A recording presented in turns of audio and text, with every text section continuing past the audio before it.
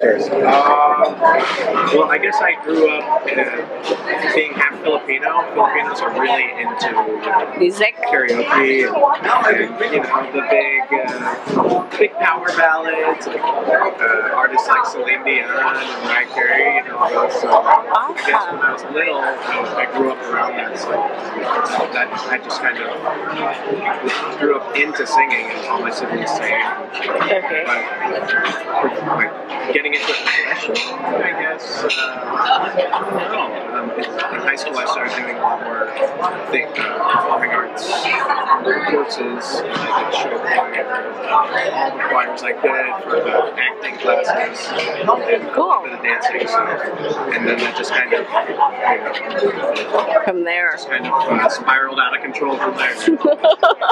So, were you in any acapella groups in college? Yeah, actually, Zach and I both started an acapella group when I was a freshman. So you were in the same high school? No, in college, actually. And that was called Rock Tavo. It was 9 guys, and we just did, the songs that we wanted to sing. We entered into intercollegiate competition,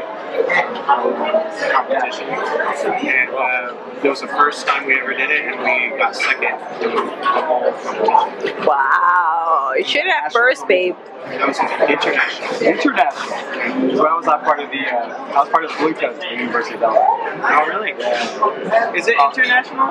Ours is domestic. I think it's national. I don't know. I have the impression that was international. It doesn't matter. Well, I mean, for the facts, I got tuna fish. It might be more impressive. I've been eating that. I'm kidding. I'm like, yeah, international king. I'm gonna hear you. So. Yeah, cool. So actually, the same question for you. Like, really, what started you? Like, how did you get involved with singing? Obviously, I don't do as much singing in the show. I do more percussion. But obviously, I didn't start out just as a kid saying, "Oh, I'll do percussion." And I did sing mostly when I was young, just because my mom sang. My mom would sing all the time, and from the time from the time I was a baby, she'd make up little songs to just like try to get us to go to bed, to go to take a nap or whatever. And she'd just sing about whatever, and so I would always sing, and we'd sing together. We'd make little tapes of us singing together. Aww. And it's so sweet. Now, see, none of my parents sing, but really, they have videos of like me and my sister singing. They encouraged it, right? Yeah, just singing like little Old MacDonald or some, little children's songs. But my parents don't sing at all. Really? Yeah. So you just picked it up from like a great grandparent. I take it seriously. My sister sings for fun. My brother's more of a dancer. No, yeah, I mean, even my mom and stepdad, they got married when I was like 4, and they sang this powerful song at their wedding. They just lots of singing going on. And so I would always just sing, and then you hear comments from people saying, you're good, you're good, you're good, and that encouragement, you start to think to yourself, maybe I could take this seriously. And I happened to stumbled upon a strong point in music when I tried doing vocal percussion. That's awesome. And it was in college. I was playing basketball, and somebody on my team. Wait, you play basketball? Well, okay, I lied. I play competitive chess, but somebody on my team came up to me one day and was like, "Hey, someone said we should try out for this acapella group." And we were totally not serious about it. He was like, "I'll try if you try." And so these 2 giant basketball players walk into auditions. In your gear, you're in your gear. You're like, "Hey, it's after the game." Yeah, we were just totally messing around. He was an incredible singer, so he made it easily. And I was an okay singer. And they asked if I could do anything else. and they said they needed a beatboxer, so I just messed around and tried it. And they're like, "Oh, we'll take really good." It wasn't even really good. It was mediocre. But they needed someone so bad that they took me. And so I said, I'm going to get good because I got to be on stage. Were you surprised the other night, not last night, but the night before last, because it seemed like we have a lot of people that are like 90 plus, and they were really going in for you when you were beatboxing. And I don't know, I kind of got the impression that the look on your face, you were like, oh my god, all these old people were really surprised. Yeah. I got the impression you were like, wow, they like beatboxing. I don't know that I was not necessarily surprised about like elderly people enjoying it. I was surprised that people enjoyed it so much. I honestly was, because it's usually like, yeah, but in that particular show, it was like, ah! Everyone was. I mean, with You were awesome. show we do, the audience reaction is we can never predict it. Really? Sometimes, like, we'll say a joke and we'll get crickets, and then other times we'll get people rolling on the floor. It's really hit or miss. Like, you can't really tell. Well, I think you guys are funny. That's why I went there twice. I'm wondering how busy, like how heavy the C day is. It's like, man, it's not good. Yeah. Which is You good, guys are twice. Right. There's a lot of different, It's really funny. factors. You mentioned you had siblings. How many older than I have an older sister and a younger brother. I'm 3 years apart from them. And yeah, my brother is just about to graduate from college. Aww. UMKC. He's an incredible dancer. Really? Yeah. That's awesome. My sister works for a company called Blue Buffalo, which is they do like holistic dog. And I think it's FDA approved for humans. I might take you up on that with some peanut butter. Oh yeah, take a listen. It's kind of expensive though. I say it's a I guess I can afford a Transatlantic. I might be able to afford some dog food. Because that's probably all I can afford to eat. No, but yeah, just 2 siblings. My short answer. Cool. So actually, it kind of falls into the same question. The second question was just when did you realize that you actually had a talent for singing? Basically, you guys both blossomed in college. If that's kind of accurate, an accurate statement. Okay. Well, okay, I did overlook one thing. When I was in 7th grade, I did a duet with my sister in the Air Force Base talent show. I'm an Air Force Base. Aww. And we sang No Me Ames, which is Mark Anthony and Jennifer Lopez. We won, and it was like, Wow. thing, and so they put us into like the national talent show or whatever, and I think we got third or something like that. Anyways, I guess that's when it kind of really started for me, and then I started doing, Realize. show choirs and everything. My parents, trying to be stage parents, stage mom, whatever. Oh wow, that's awesome. Yeah, for me it was, I kind of told the story already in college. Beatbox. Yeah. Showing up at your basketball game, you're like, well, yeah, this record. Honestly, it was, I mean, they go hand in hand, basketball and beatbox. Yeah, absolutely. Yeah, right, absolutely. But I really did kind of freak out when I got in, because I thought all these people are really good, and I'm just messing around here, so I should get serious. And so I really did practice a lot, and that was my freshman year. In the fall of my sophomore year, we did also an intercollegiate competition, and I practiced so much that at that competition, it was a Duke university, and I won the vocal professional award. Awesome. Wow. That was kind of when, I'm on stage in front of these people accepting this award, and everyone's cheering, and actually Deke Sharon was one of the judges. He's this big acapella name, and he put this little note on there during our performance about my percussion, and I was like, okay, I could do this. Yeah, I could really do this. Yeah, And so cool. I started taking it seriously. Yeah. So I'm going to throw the question back at you. So during your entire career, which is very, very young, Extensive your career. extensive career of just a couple years. So what was your most humbling performance? Or we'll say your most grandiose performance. Okay, Yeah. because humbling could go multiple ways. Right, so humbling is going to be another question, really. Individually or as REVoiced? So let's do individuals. Let's think about your entire career. REVoiced is just a snippet, but what by far was the most memorable performance that you've ever had? it wasn't even the biggest. The most memorable performance that I've had was it was only probably about 500 people in the audience, but it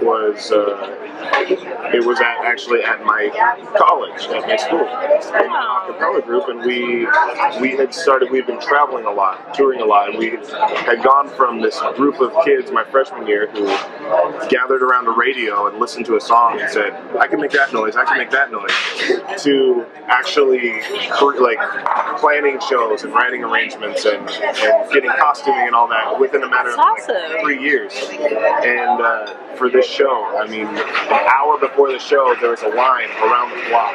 Wow. And we looked out the window of the venue and started freaking out, and the place was packed, and the audience was just so into what we were doing. And we had, I think, 3 or 4 standing ovations throughout the show. And it was just like, it was a high for me, just because that's kind of the goal when we're performing, is to make the connection with the audience, make them feel something, make them have an experience.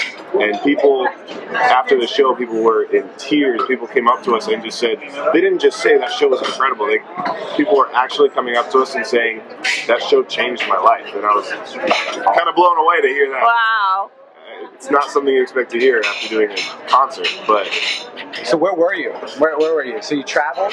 You were in... We were in... That was at my college, actually. We had been traveling, and we did one big show at home, and it was Southern Virginia University. Thank you. I was going to say, because we didn't actually talk about what college you went to. That's an important part. That's awesome. So what do you got? Man, I was thinking of everything that I could, and You did a lot more shows. I guess for me, it'd have to be when I was in high school.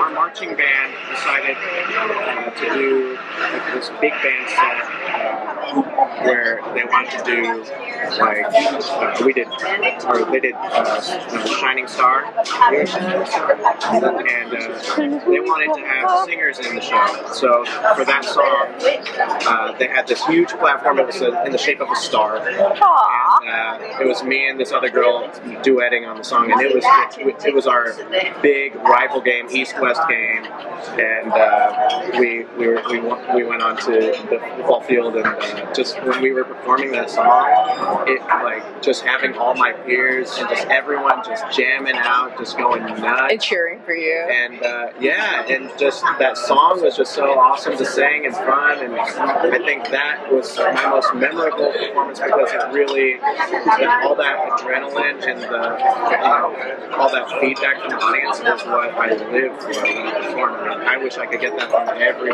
crowd that we did. Oh, we heard me last night and the night before. We were like, wow! I mean, we are. We got the crowds on the You know, it's awesome. It's today's equivalency of panties, but whatever. Well, yeah, I guess my director in high school really had a big impact on me and my future from then on out. Because that performance has meant, as well as other show choir performances that we did, the things that he taught me were very, they stayed with me and to this day. So I guess, yeah, Shining Star. Great. Shining Star. I think that goes hand in hand with your career. Right? I'll never listen to that song the same again. So we kind of like did that interchangeable word of humbling. So look, let's take a performance out of perspective. So what's the most humbling aspect of being an entertainer? Because right now, I mean, you guys are you really graduated to the big leagues now. I would say Is there anything humbling about being a performer? There's it's like so if I say humbling, you know, it may be something that you get personally back, whether it's from the audience or the engagement.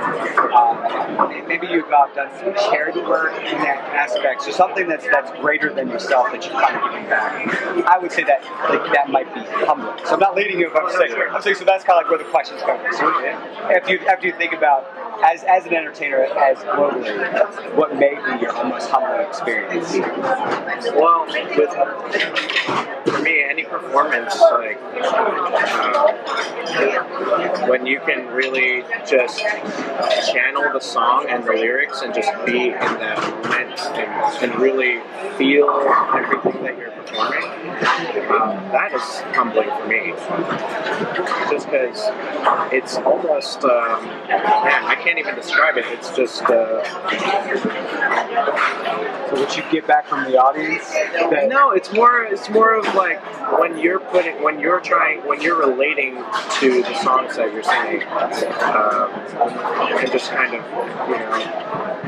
It almost getting really bad. I get what you're saying though. It's like this emotional resonance. Yeah, that, and like, then vibrates it just your kind of inside. takes you back and puts things into different perspectives for you, I guess.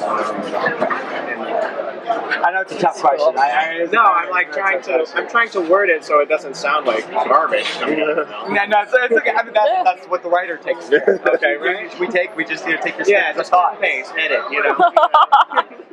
Just take snippets and then we write it. Okay. I'm thinking of two different connotations of humbling here. I'm thinking of, on the one hand, I'm humbled because I'm forced to be humble, meaning like there's always someone better than me performing. Okay, that's something that's bad. Okay, here's another one. So, yeah, I mean, humbling as in, like, most people's jobs don't require, 3 hours of singing on a 13, 14-day cruise. Mm-hmm. And then, and to be, paid fairly decent for that is humbling, because, like, there are people on the ship that work 10 hours a day and don't ever get a day off. Yeah. They're not making, not nearly as much as we are. Like, that can be humbling for me. Where it is. Keep that between us. But it's It's cool. I'm glad we're talking about, I mean, it really puts things in perspective. I mean, it also builds up your personality too, which I mean, says a lot about who you are as an individual. I mean, we definitely don't take it for granted. Yeah. We're very blessed to be where we are, doing what we're doing. It's kind of like a dream come true. That's awesome. I'd also have to say, for me at least, a really humbling experience with REVoiced actually was when we first started, and we had all these dreams of, we're going to be doing cruise ships, we're going to be doing tours, we're going to be getting big, we're going to be making tons of money. And the first thing we ever did, we'd flown out to Chris's house, and we just practiced together for 3 weeks just to get our initial showdown so that we could start performing. And at the end of that, we decided to do a little workshop with a high school. And we were not very polished. I mean, we'd only been together for 3 weeks. We weren't very good, but we just went and we just answered some of their questions. We shared with them some of our experiences to try and help them on their path. And this was the choirs, the students in the choirs. So we talked to them about music, what it can do for your life. We sang some songs for them, and just like it's very small. There's like less than 70 kids there, and so they're all real close to us. And just looking at their eyes while we're singing and while we're talking to them and everything, it was just like, man, this isn't about trying to get in the bright lights and trying to make the big money. This is about that right there. Like, it kind of brought us down to earth. So you both were there. Yeah.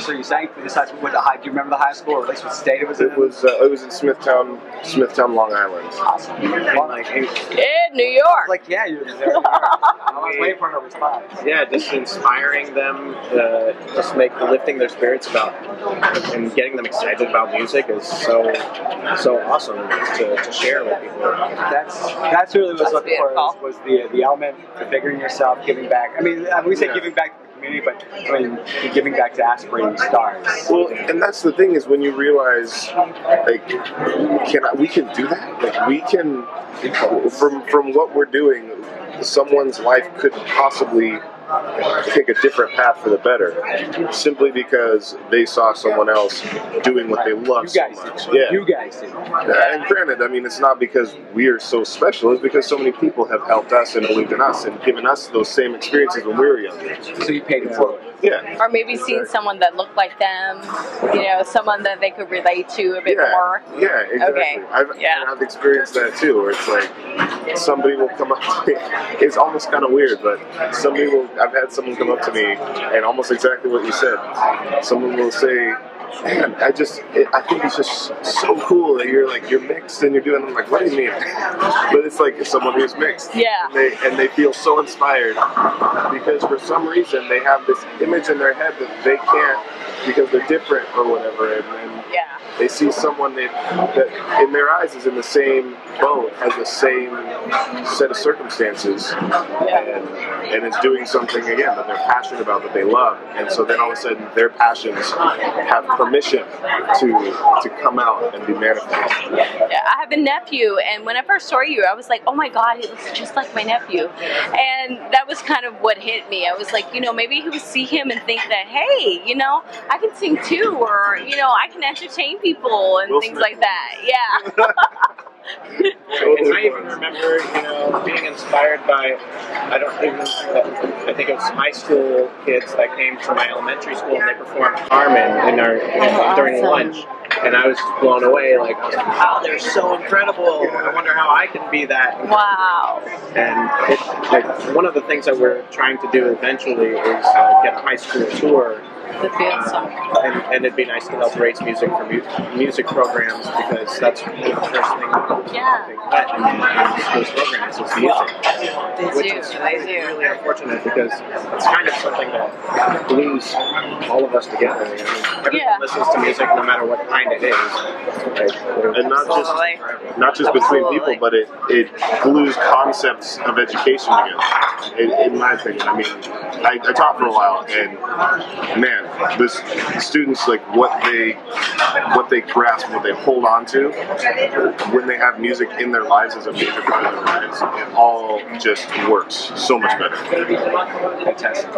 So, kind of to touch on a little bit. So, in the industry, who is your idol? Like, who, or at least not even, it doesn't have to be industry. In general, who is your idol? Who helps you get to that level? There are a lot of idols for me. Have you ever heard of Miguel? He's a newer R&B artist. He's in the past, 10 years or so, I guess he's done a lot of producing for big artists like Usher, Britney Spears, a bunch of people. Wow. He's kind of getting his name out there now. And he actually performed on the Grammys. He only had a kind of half performance, but he should have been granted a full stage performance, because he's really that incredible. His performance is awesome, one of the best of the night. Another one is Frank Ocean is really inspirational for me. It's, mostly because of his storytelling in the songs. He's just like really drawing from his life experiences and emotions, and it's really the way he writes his melodies. It's just, I don't know, it's heart-wrenching in a lot of the songs that he sings, and really touches, a lot of people can relate to. Yeah. Of course, like Michael Jackson's inspirational. Stevie Wonder, huge in my childhood. Lauryn Hill. I could go on and on and on. I was reading your website and I noticed that you're really into dance too. Yeah. I haven't seen you on the dance floor. I've seen you on the dance floor, but I haven't seen you on the dance floor. I was on the dance floor once, but wait till White Hot Party, I'll be out there. Oh, okay. You know what? Oh, God. We'll hold you to it. We're going to hold you to it. I'm looking to watch it, but we're going to hold you to it. No, we will. Yeah. I actually do all the stage movement that we on stage, but awesome. We had to actually limit the stage movement since we had a sub this week. Okay. We're trying to. We have some ideas and concepts for some new stuff. Awesome. Nice. Incorporating like a little dance break in his drum break kind of thing. Yeah. Love Michael. The question number 2. So, hero, idol, and why? I'm gonna have to start with Michael Jackson as well. Looks like it. And specifically because, first of all, that was the first cassette tape that I stole out of my parents' room when I was a child. Well, I'm glad that you actually mentioned cassette tape. It's all right. Yeah, right. We don't feel so old anymore. Where I had to like record over old stuff and had to tape that little square at the top. Okay, yeah. Like, turn the track. You're like, nah, that's taking too long. My favorite mix. Yes, but 5 and 9. but I grew up listening to Bad Album, and as I started becoming a performer, I just saw his level of skill, not just as a singer, not just as a dancer, but as a performer on stage, as a showman. Really being able to electrify his audience with the way he connects with them. And honestly, I see the same thing in Michael Bublé, which sounds weird. Yeah. No. I know what you mean, though. I know what you mean. He's got this, because if you listen to Michael Bublé's music, it sounds good. You just listen to the CD of his, and it's like, that's really good. But if you watch him perform on stage, you get shivers because of the way his eyes and his body, and he just gives you this something. and it's not because he's magical, it's because he understands, he gets it. And that's personally my focus as an artist, since I don't sing as much and I don't get to like work on perfecting my voice so that it just does the perfect thing. I focus on perfecting the art of connecting with an audience visually. Got it. And so Michael is a huge, I'm a huge fan of his because of how good he is at doing that. He is good, yeah. So you tell me that you give the audience the stink eye? I'm connected with you. Like, I was like, what was he doing? If you watch the show, I'll try to do a lot of like, as much as I can with my eyes, since the rest of my face is covered usually. So I try to use my eyes a lot, use the rest of my body to connect. Yeah. Well, I'm from Brooklyn, so when I first heard you, I was like, oh my god, he's like beatboxing. You nailed it. Oh, man. On more levels than I was like, I don't believe this. This is awesome. You are from Brooklyn, I know. No, I'm from Brooklyn. So I'm drunk now.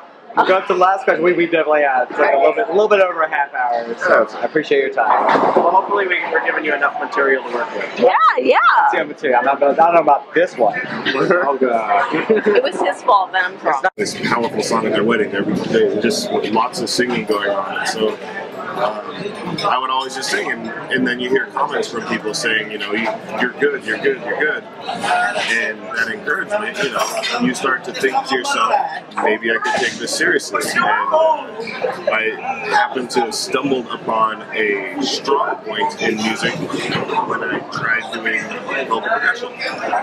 That's awesome. And it was in college. I was playing basketball, and somebody on my team. Wait, you play basketball? Well, okay, I lied. I play competitive chess, but somebody on my team came up to me one day and was like, "Hey, someone said we should try out for this acapella group." And we were totally not serious about it. He was like, "I'll try if you try it." And so these two giant basketball players walk into auditions.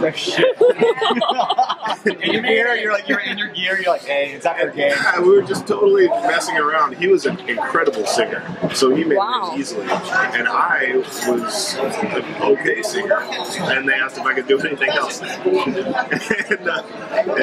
they said they needed a beatboxer, so I just messed around and tried it. And they're like, But you're really good. It wasn't even really good. It was mediocre. But they needed someone so bad that they took me. And so I said, I'm going to get good because I got to be on stage. Were you surprised the other night, not last night, but the night before last? Because it seemed like you know, we have a lot of people that are like 90 plus, and they were really going in for you when you were beatboxing. And I don't know, I kind of got the impression that the look on your face, you were like, oh my god, all these old people were really surprised. Yeah. I got the impression impression. You were like, wow, they like beatboxing. I don't know that I was not necessarily surprised about like elderly people enjoying it. I was surprised that people enjoyed it so much. I honestly was, because it's usually like, yeah, you know, but in that particular show, it was like, wow, everyone was. I mean, with You were show we awesome. do, the audience reaction is we can never predict it. Really? Sometimes, like, we'll say a joke and we'll get crickets, and then other times we'll get people rolling on the floor. It's really hit or miss. Like, you can't really tell. Well, I think you guys are funny. That's why I went there twice. I'm wondering how busy, like how heavy the C day is. It's like, man, it's not good. Yeah. Which is No, good. you guys but are Right. twice. There's a lot of different, That's really funny. factors. Yeah. You mentioned you had siblings. How many older than I have an older sister and a younger brother. We're all I'm 3 years apart from each other. And yeah, my brother is just about to graduate from college. Aww. UMKC. He's an incredible dancer. Really? Yeah. That's My awesome. sister works for a company called Dele, which is they do like holistic dolling. And I think it's improved for humans. I might take you up on that peanut butter. Oh yeah, take a listen. It's kind of expensive though. I You know, say it's- I guess I can afford a Translink. I might be able to afford some dog food. Because that's probably all I can afford to eat. No, but yeah, just 2 siblings. My short answer. Cool. So actually, it kind of falls into the same question. The second question was just when did you realize that you actually had a talent for singing? Basically, you guys both blossomed in college. If that's kind of accurate, an accurate statement. Okay. Well, okay, I did overlook one thing. When I was in 7th grade, I did a duet with my sister in the Air Force Base talent show. I'm an Air Force Base. Aww. And we sang No Me Ames, which is Mark Anthony and Jennifer Lopez. We won, and it was like, Wow. thing, and so they put us into like the national talent show or whatever, and I think we got 3rd or something like that. Anyways, I guess that's when it kind of really started for me, and then I started doing, Realized. show choirs and everything. My parents, trying to be stage parents, stage mom, whatever. Oh, wow. That's awesome. Yeah, for me it was. I kind of told the story already in college. Beatbox. Yeah. Showing up in your basketball gear, you're like, well, yeah, this is what I could. Honestly, it was, I mean, they go hand in hand, basketball and beatbox. Yeah, absolutely. Yeah, right. You know? Absolutely. But I really did kind of freak out when I got in, because I thought all these people are really good and I'm just messing around here, so I should get serious. And so I really did practice a lot, and that was my freshman year. In the fall of my sophomore year, we did also an intercollegiate competition, and I practiced so much that at that competition, it was at Duke University, and I won the local professional award. Awesome. Wow.